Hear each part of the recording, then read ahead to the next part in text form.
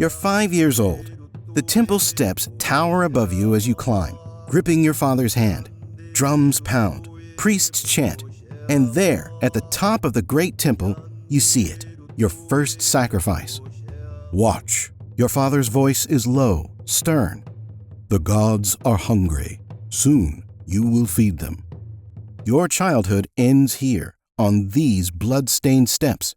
This is what it means to be born a warrior. Every day from now on will be ruled by blood, duty, and the will of the gods. At 7, you enter the Telpochkali, the warrior school. Noble blood or not, you're just another recruit. The training grounds are next to the temple you would be spending the next years of your life in. Your class comprises 15 other boys, sons of warriors and merchants alike. Every day starts well before sunrise with weapons training. Your first weapon is the wooden makwalwik, a wooden sword lined with obsidian blades. You begin with a basic wooden version and learn strikes that have been made by Aztec warriors for generations. Training covers quick, precise movements toward the limbs. Your instructor demonstrates how to strike quickly at the opponent's legs to weaken them for capture. When you are not in combat, it's service every day, sweeping the courtyards, carrying water up from the city's canals, and piling firewood for the rites. These chores are not given as punishment, but rather to harden you, to give strength when you carry armor and use a real sword. You're taught how to grind maize, to cook, and to repair weapons. A warrior should be self-sufficient. You sleep on a reed mat on a floor of stone with your fellow students. The instructors say that soft beds make for soft warriors, but there's more to this than what meets the eyes. Such hardships make the warriors' relationships into unbreakable bonds. This will come in handy later in battle. At the age of 13, training intensifies. You go from using wooden weapons to the real thing. Now your makwalwik is fitted with sharp obsidian blades that will slice through flesh. A wrong move during practice means real wounds. The teachers are not showing you mercy, but neither will your enemies during a real fight. Mock battles become weekly events. Groups of 20 warriors in training face off in the practice fields. You learn standard formations, the tight defensive walls, and the circular arrays that protect against flanking. These are not games. The good warriors receive superior food and more privileges. The bad ones are faced with public shaming and extra chores. Your first practice capture comes at 14. In training skirmishes, you must subdue opponents without killing them, just as you would in real warfare. You learn to target legs with your makwalwik, to use the tepas tepali spear for keeping enemies at bay, to work with fellow warriors to surround and overwhelm targets. Success means moving up the strict hierarchy. Each capture earns you respect, better weapons, and finer training clothes.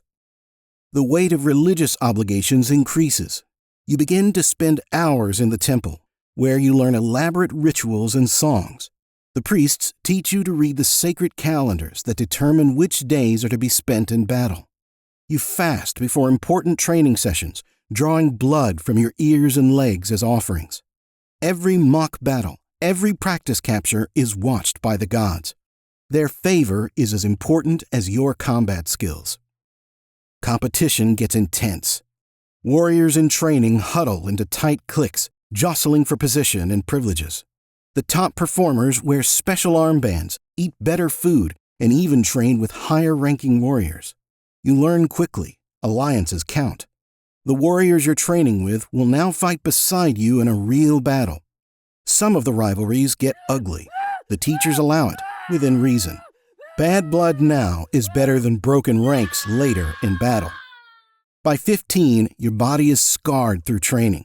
Lacerations from obsidian blades, hard calluses on your hands, and muscles developed through a decade and more of practice with weapons.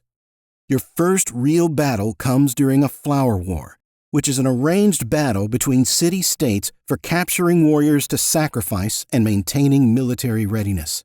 These are not chaotic raids, but organized conflicts with strict rules. The time, place, and number of warriors are agreed upon by both sides. The goal is capturing enemies alive, not killing them. Training did not prepare you for the weight of full battle gear. Your cotton armor is much lighter than the tunic steel you now wear. It weighs you down, while the makwawik grew heavier and your wooden shield is taking a drubbing of blows. Sweat is burning your eyes underneath your head covering. Battle formations break quickly. Dust clouds rise from thousands of feet, and war cries mixed with death screams mix with the thunder of drums. The signals from commanders get lost in the chaos. You stay near your unit, remembering training. Warriors fall around you. Some rise, some do not. Your first capture comes almost by accident. You're fighting alongside two other warriors and an enemy stumbles. Your strikes catch his legs, like you've practiced a myriad of times before. You rope him tight, making sure to follow proper procedure. A botched capture means you lose credit for it. The other warriors watch. This is the most important moment of your life. As the years roll on, you rise through the ranks. Every capture earns you different privileges. After 3, you're allowed to wear sandals in the temple. At 5, a right to wear decorated cloaks. At 10, your weapons start to advance. Finer obsidian blades, stronger shields, and superior armor. However, rank brings responsibility. You start to train more young warriors, teaching them the same formations and techniques you learned. The hierarchy is strict and visible. Every piece of jewelry has its story to tell. Jade lip plugs show combat success. Gold earrings mark exceptional captures. Particular feather decorations indicate rank. The warriors can literally read your battle history by your appearance. Special patterns of face paint become available. Even drinking cups in the warrior house show status. Gold for highest ranks, clay for the lowest. Politics come into your life. You go to council with noble warriors. They talk of alliances, trade routes, and tribute payments. You learn that combat skill does not necessarily equal advancement. Your father's connections help, but you need to build relationships for yourself. When you are 20, you marry. Your bride is a woman with another noble family, carefully selected so that military alliances are cemented. You are relocated to the Warrior House Complex, a small home near the temple, where other military families also reside. Marriage means double duties, managing your family and managing war. The dawn is early, and you must train before the sun rises. Weapon drills in the temple courtyard. Your Makwa week is constant work. Then comes your religious duties, morning offerings to Huitzilopochtli, ritual bloodletting, and prayers for victory. Combat practice occupies most daylight hours. You are with your unit, working on perfecting the formations and trying out different capture techniques. Between sessions, you instruct younger warriors, check their armament, and correct their stances. Your wife manages a household, raises children, and keeps your battle gear in order. She understands the empire is everything. Reaching the rank of Eagle Warrior changes everything.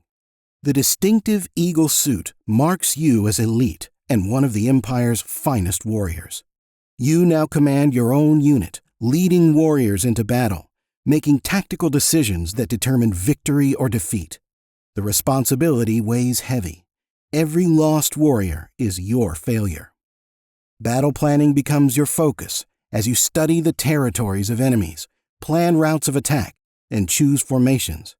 You advise on military strategy during council meetings.